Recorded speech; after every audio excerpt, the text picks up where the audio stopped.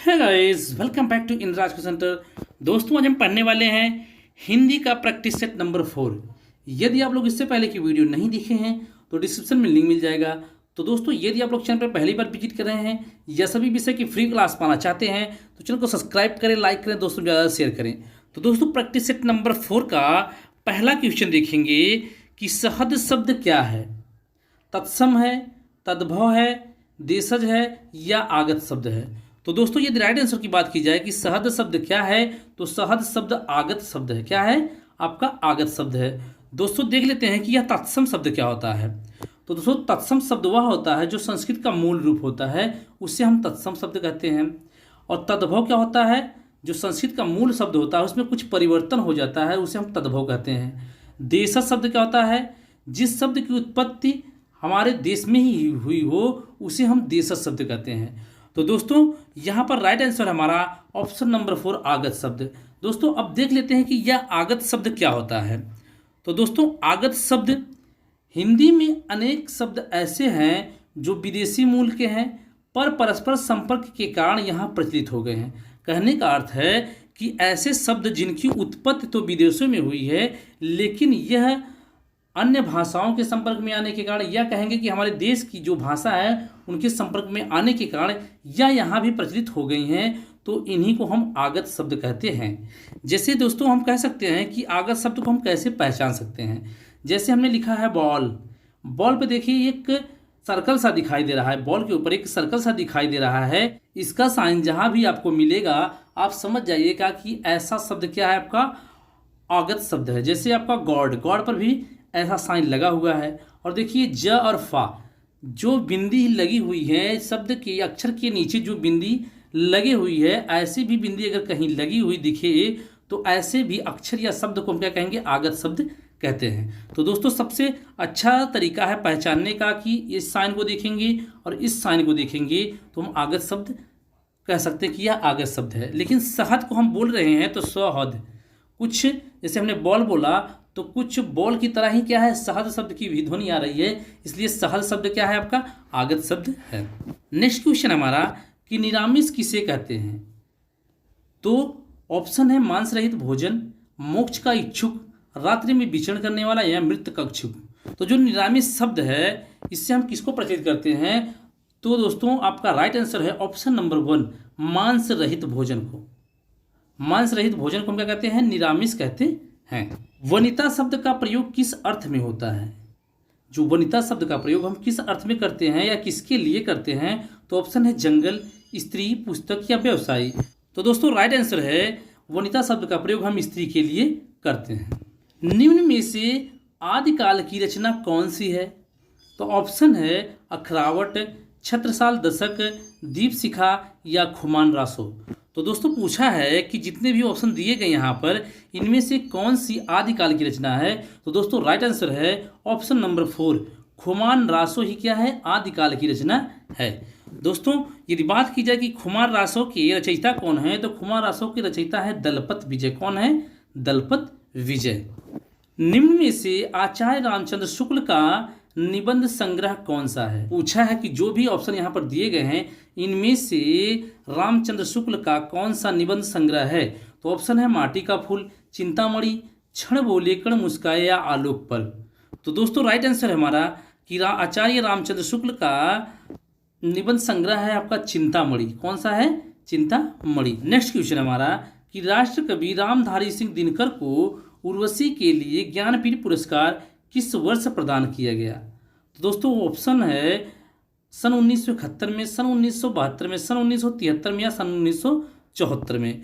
तो दोस्तों, right answer है हमारा ऑप्शन नंबर 2 सन 1972 में। सन 1972 में रामधारी सिंह दिनकर को उर्वशी के लिए ज्ञानपीठ पुरस्कार प्रदान किया गया। तो दोस्तों, यहाँ से कई प्रश्न बन जाते हैं, जैसे राष्ट्र कवि किसे कहा जाता है? तो रामधारी सिंह दिनकर को। उर्वशी किसकी रचना है? तो रामधारी सिंह दिनकर की। या रामधारी सिंह दिनकर को ज्ञानपीठ पुरस्कार किसके लिए दिया गया? तो उर्वशी के लिए दिया गया। कब दिया गया? सन 1972 में। मुकुंद किसका पर्याय है? या कहेंगे कि जो मुकुंद शब्द है यह किसका पर्यायवाची शब्द है? तो ऑप्शन है विष्णु, शिव, सूर्य, कामदेव। तो दोस्तों राइट आंसर है हमारा कि मुकुंद किसका पर्यायवाची शब्द है, तो यह विष्णु का पर्यायवाची शब्द है। काहे री नलनी तू को मिलानी, तेरे ही नाल सरोवर पानी। कि पूछा है कि यह जो पंक्ति दी गई है, इस पंक्ति की रचनाकार कौन है, तो ऑप्शन है जायसी, रैदास, कबीर या दादू। तो दोस्तों राइट आंसर हमारा कि इस पंक्ति के रचनाकार हैं कबीर। कौन है? कबीर। करपट शब्द का तद्भव रूप क्या है? करपट कैसा शब्द है? तो करपट आपका तत्सम रूप है। इसका पूछा है कि करपट का तद्भव रूप क्या होगा, तो ऑप्शन है कपट, कारपेट, कपूर या कपड़ा। तो दोस्तों राइट आंसर है करपट शब्द का तद्भव रूप है आपका कपड़ा। यदि पूछे कि कपड़ा का तत्सम रूप क्या है, तो आपका हो जाएगा करपट। निम्नलिखित में से वर्तनी की दृष्टि से कौन सा शब्द युग्म यहाँ पर शुद्ध कर लीजिएगा? शुद्ध है। क्या हो जाएगा आपका? शुद्ध है। तो दोस्तों कहेंगे या कि सही है, तो ऑप्शन है बारात बसंत, बारात बसंत, बारात वसंत, बारात वसंत। तो दोस्तों राइट आंसर हमारा ऑप्शन नंबर 3 बारात और वसंत।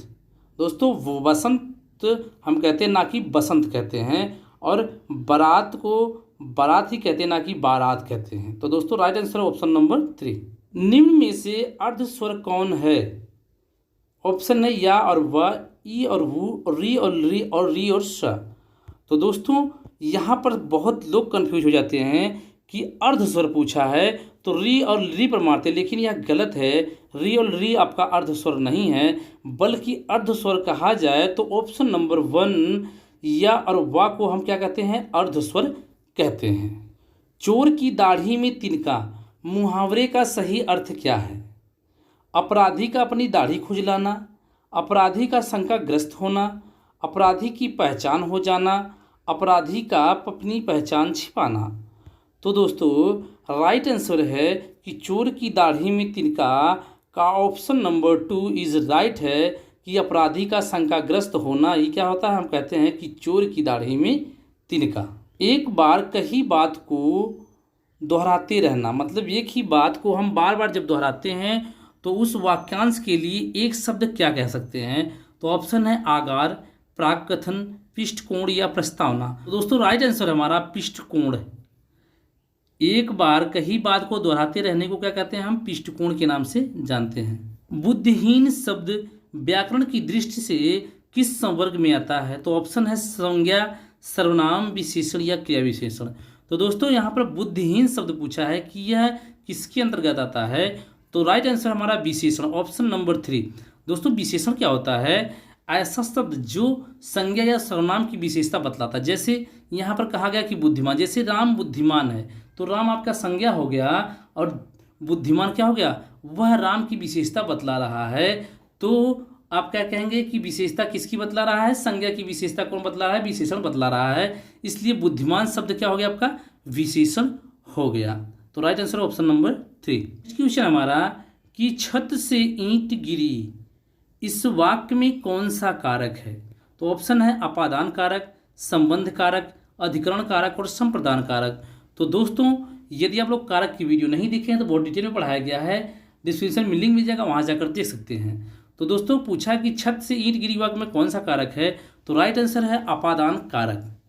दोस्तों कारक कितने प्रकार के होते हैं? तो कारक 8 प्रकार के होते हैं, और कारक के जो चिन्ह होते हैं उनको आप याद कर लीजिएगा। जैसे कर्ता ने कर्म को करण से के द्वारा संप्रदान के लिए या अपादान से अलग होना, मतलब जब कहीं किसी चीज़ को किसी चीज़ से अलग किया जाता है या कोई चीज़ किसी चीज़ से अलग होती है तो वहाँ पर क्या होता है? अपादान कारक होता है। जैसे यहाँ पर कहा गया छत से ईंट गिरी, तो छत से ईंट क्या हो रही है? अलग हो रही है, इसलिए यहाँ पर अपादान कारक है। जैसे हमने कहा कि पेड़ से फल गिरा, तो यह पेड़ से क्या है? फल अलग हो रहा है, इसलिए यहाँ पर क्या हो जाएगा? आपका अपादान कारक सही हो जाएगा। दोस्तों आज के लिए बस इतना ही। दोस्तों यदि आप लोग इसी तरीके से सभी विषय का प्रैक्टिस सेट या सभी विषय की डिटेल में क्लास चाहते हैं तो दोस्तों चैनल को सब्सक्राइब करें, लाइक करें, दोस्तों मेरा शेयर करें, बेल आइकन को जरूर दबाएं, जिससे कि आपको वीडियो की नोटिफिकेशन सबसे पहले मिलती रहे। तो दोस्तों कल फिर मिलेंगे नेक्स्ट वीडियो के साथ। जय हिंद दोस्तों।